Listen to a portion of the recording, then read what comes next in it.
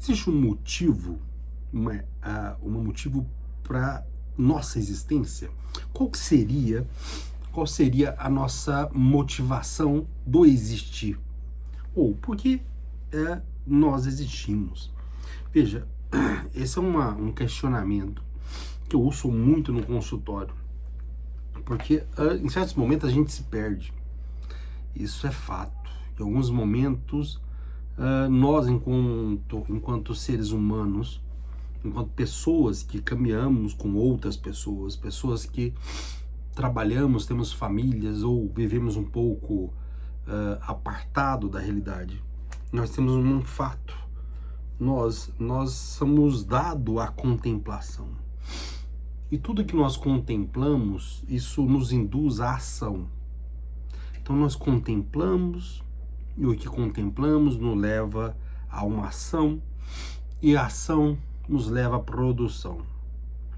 Veja, se você compreende essas três bases, que a contemplação leva a uma ação, e a ação vai levar à produção, eu posso ir de encontro a um raciocínio de São Tomás de Aquino, que dizia que o que ele entendia, veja, o que ele entendia por finalidade existencial. Ele chama de finalidade existencial algo como a santidade.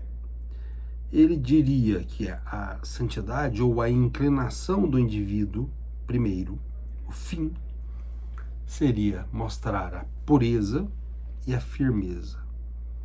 Veja, ter a pureza e a firmeza significa que no ato de contemplação, você contempla a realidade com pureza, a sua alma, seu intelecto, ele vê as coisas com uma finalidade que tem uma ação e uma produção. E dentro da pureza você tem a firmeza de pôr em prática a pureza. Veja, parece um pouco difícil, mas vou dar um exemplo trivial. Tem esse livro aqui, um livro sobre esclerose múltipla, um tratado, uma doença autoimune. Qual que é o objetivo, né, do McAlpines ao escrever esse tratado? Qual que foi a contemplação que ele teve? E contemplando, ele produziu uma ação, e uma ação produziu o livro. Óbvio que ele fez isso para, de certa forma, tirando todos os objetivos secundários, alcançar outras pessoas que sofrem dessas doenças e o ajudar outras pessoas a ajudar. Isso na essência, presta atenção, é da esperança. É que mesmo que eu sofra de alguma doença, ou mesmo que eu esteja passando algo complicado, há alguém que, permeado pela pureza e pela firmeza, nascido antes da contemplação, ele vai produzir nos indivíduos um ato de servidão. Como assim? Eu vou servir, eu vou me servir de trampolim para um outro, eu vou dar esperança, eu vou nutrir o outro indivíduo de benefícios ao espírito dele. Ele vai ficar claro que quando ele vê um pássaro ou quando ele vê uma nuvem, ele vai ver na realidade que aquilo tem uma finalidade, tem um objetivo. E quando ele completa o objetivo, no final de servir, ele beneficia o espírito e o espírito beneficia o outro, que é produzir o bem, produzir a esperança, o bem verdadeiro. São Tomás de Aquino, quando ele fala que a santidade, a pureza e a firmeza, parece duas coisas que são diferentes, mas para a firmeza, você tem que ter a pureza da compreensão do seu objetivo. Qual é o verdadeiro objetivo existencial? Quando assim acontece, quando você vê uma arte, vê uma literatura, um livro valoroso, você entende, ou vê um teatro, um cinema, uma música, você percebe que aquilo tem uma finalidade. Uma pintura bem trabalhada, ele inspira no indivíduo a pureza e a firmeza. Ele estimula no indivíduo a contemplação e ele volta para si para compreender uma coisa: qual é o meu objetivo? E quando você percebe que o seu objetivo é uma flauta, é uma música, é uma epopeia homérica, ela tem uma finalidade, a epopeia homérica, ela tem uma finalidade de organizar ali, no caso, gerações de educação ético-política na Grécia. Um livro que faz isso, ele gera no outro um objetivo da grandeza. As artes, por exemplo, de Virgílio, alicerce basicamente do Império Romano, ele serviu uma finalidade, ele deu sustento ao Império Romano, que foi nutrido intelectualmente pelo pensamento grego, né? Veja que os templos têm uma função, ele tem uma finalidade. E qualquer uma desses meios, ele inspira esperança. Ele joga, ele se anula e se prende ao outro para como se quisesse salvar a alma. Vejamos, Platão também, quando ele dá um salto da metafísica dele, ele tenta dar esperança para as outras pessoas para mostrar que ali há algo mais. As coisas não estão só no mundo material. Quando ele fala do mundo das ideias, ele traz o indivíduo, ele desloca todo um raciocínio que vinha acontecendo no mundo grego, que tentava achar motivos, causas. A causa era o fogo, a terra, o ar, o Eiperon. A causa, tentava se descobrir o que estava causando as coisas. Quer dizer, qual que era o objetivo de ter surgido aquilo tudo? Platão dá um salto. E o salto continua com Aristóteles, com Boécio, Tomás de Aquino. Isso se torna um ápice bem intenso. Mas mesmo com Tomás de Aquino, a objetivo é a perseveração do indivíduo para andar na pureza. Então veja, quando você esquece de você, quando você tem essa noção plena de que uma caneta tem uma finalidade existencial, embora criada, e sabedor que houve um intelecto por trás criador disso, quando eu te mostro o livro, você sabe que houve um intelecto por trás desse livro e como tal, houve uma criação produzindo um conhecimento que, de certa forma, ela vai produzir esperança.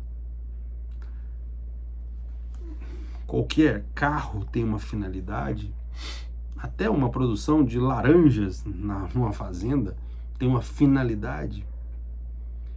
Imagina a finalidade sua, a finalidade minha. Achar essa finalidade, quer dizer, ter a noção de que você tem como objetivo dar esperança permeada pela contemplação. Sem a contemplação não há possibilidade de você compreender o sentido existencial da sua vida. Sem contemplar, você não para pensar na ação e na produção. E como algo tem que ser produzido para produzir no outro a esperança. A quantidade de gente que eu vejo por dia, e quantidade de gente que eu não vejo e que sei que está ali, né? Às vezes, perto da minha clínica tem uma pequena praça sempre bem arrumada. Eu tenho certeza que pessoas passam ali, trabalham, arrumam. ele tem uma finalidade, deixam esteticamente a cidade propensa a produzir na alma do outro, olha lá, a esperança, mesmo uma coisa simples, que você às vezes não para pensar, mas lá está por trás, e mesmo que o indivíduo que faça não tenha a compreensão contemplativa de que ele está dando esperança para o outro, pode pensar que ele está ali trabalhando para ganhar o salário dele, produzir, e ele está dando esperança para a família, no momento que ele está ali trabalhando.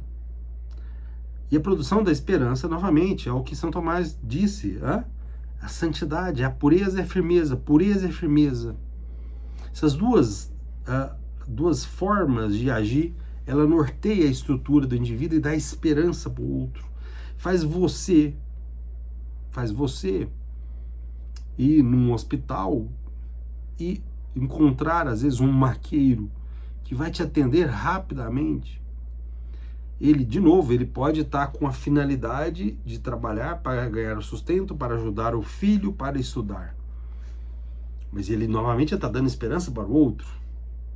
E ele traz, naquele trabalho, uma produção de esperança, de rapidez, de cura, de chegar logo ao consultório ou ao centro cirúrgico. Isso, nós estamos permeados por isso. Podemos, e muita gente assim faz, esfriar intelectualmente, esfriar emocionalmente e ver as coisas como uma coisa desbotada, sem uma tinta bonita, sem uma tela bonita. Então, quando você vê ali as vias sacras, por exemplo, de Nosso Senhor Jesus Cristo, aquilo nos remete a uma apresentação da pura esperança, do puro sacrifício, puro e firme, que traz esperança para aqueles que estão atordoados, para aqueles que estão sem um caminho, perdidos. E digo de passagem, infelizmente, a maioria hoje está assim. Não há mais essa noção da contemplação e essa noção do sacrifício e da produção de esperança. Mesmo que às vezes você pense que a lógica tem que se subordinar ao raciocínio emocional. A lógica, ela é o ápice, o intelecto, ela deve comandar. Senão não há sacrifício.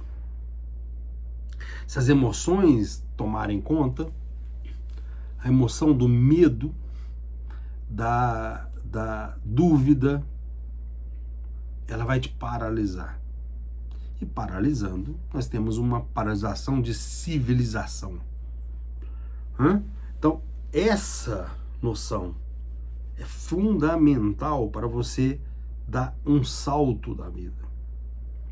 E, de certa forma, criarmos uma esperança contra a decadência dessa civilização. A gente pode e consegue produzir antídotos potentes. A gente consegue criar esperanças com técnicas mais intensas. Não foi só Santo Agostinho, só o Boécio, com a sua escrita bela, que produziu esperança. Nós conseguimos. Então, vendo a via sacra, nós temos uma noção clara da potência e do poder que é o amor. E o amor é o que produz a esperança plena, é o que dá vigor para o indivíduo, é o que faz você continuar formando, presta atenção, sua personalidade. É aquele momento que você encontra com você mesmo e você pensa, o que eu posso melhorar enquanto seres humanos? Ou enquanto ser, ou enquanto eu com eu mesmo, antes de encontrar outra pessoa? O que eu vou causar no outro para produzir essa esperança, essa pureza com firmeza, permeado pela contemplação das inúmeras pinturas que nos apresentam durante o cotidiano. Então, pensa nisso, porque há uma finalidade em você. E essa finalidade é a finalidade tomasiana. É a pureza e a firmeza, que produz contemplação e que produz esperança. E essa é o fôlego. Esse tem que ser a nossa música. Esse tem que ser o nosso ângulo de contorção corpórea. Cada ângulo tem um objetivo também na vida. Cada curva, cada ato seu. E se focado para a contemplação e criar essa santidade que São Tomás de Aquino diz que produz, né, pureza e firmeza, e uma pureza e firmeza que cria no coração do outro a esperança. Você produz, mesmo que às vezes pode parecer que internamente, às vezes, você esteja confuso, mas você comece a agir assim, você vai ver o quanto que isso produz nos outros essa esperança. E o quanto que isso revigora os indivíduos, revigora os relacionamentos, revigora o indivíduo que está angustiado, que está perdido, que está permeado pelo vazio da existência. E o vazio da existência é a falta da noção do objetivo existencial, que tem que ser focado na santidade, que São Tomás de Aquino diz claramente, a pureza e a firmeza, produzindo contemplação e produzindo esperança no coração do outro. Isso te dá um sentido, isso te dá um objetivo, isso cria um anticorpo contra o vazio da existência. Então, é um caminho, é um ato, é uma flâmula, é um objetivo da vida. E a cada dia, a cada caminhada, você vai vendo que essa virtude vai conduzindo os seus pensamentos. Então, muito das baixas autoestimas é o não saber o que estou fazendo. Faça, se doe ao outro, crie esperança no outro e perpetue essa esperança no outro, com pureza de alma, de intelecto e firmeza. Essas duas estruturas, elas são mais do que poderosas para mudar essa estrutura da realidade nossa. Esperança. E é isso que me move, e é isso que vai continuar me movendo. A esperança. Criar a esperança. Isso é algo que só tem uma procedência, a metafísica de nosso Deus.